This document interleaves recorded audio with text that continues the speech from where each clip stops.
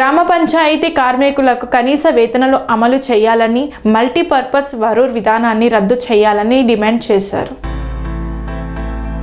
గ్రామ పంచాయతీ కార్మికులకు కనీస వేతనాలు అమలు చేయాలని, మల్టీపర్పస్ వర్కర్స్ విధానాన్ని రద్దు చేయాలని తెలంగాణ గ్రామ panchayat employees and workers union జిల్లా working president Chityala Ravichandra demand చేశారు. తెలంగాణ గ్రామ panchayat employees and workers union మండల అధ్యక్షులు నవిలి నాగరాజు అధ్యక్షతన తెలంగాణ గ్రామ panchayat employees and workers union CITU పిలుపులో భాగంగా మోతే మండలం ఎంపీడీఓ కార్యాలయం ముందు రీలే దీక్ష చేపట్టారు. అనంతరం వారు మాట్లాడుతూ గ్రామ పంచాయతీ ఉద్యోగ కార్మికులకు కనీస వేతనాలు 26,000 అమలు చేయాలని, ఆ వేతనాన్ని కూడా నేరుగా గ్రామ పంచాయతీ కార్మికుని అకౌంట్ లో వేయాలని మరియు కార్మికుని ప్రభుత్వ ఉద్యోగులుగా గుర్తించి 2వ పిఆర్సీలోకి తీసుకొని రావాలని, ఉద్యోగ భద్రత కల్పించాలని, పర్మనెంట్ చేయాలని, గ్రామ పంచాయతీ ఉద్యోగ కార్మికులకు ఇన్సూరెన్స్ సౌకర్యం కల్పించాలని, కారోబార్ బిల్ కలెక్టర్లకు ప్రత్యేక స్టేటస్ ఇవ్వాలని, దహన ఖర్చులకు 30,000 రూపాయలు చెల్లించాలని, ముఖ్యంగా పంచాయతీ ఉద్యోగ కార్మికుల మెడకు ఉరితాడుగా ఉన్నటువంటి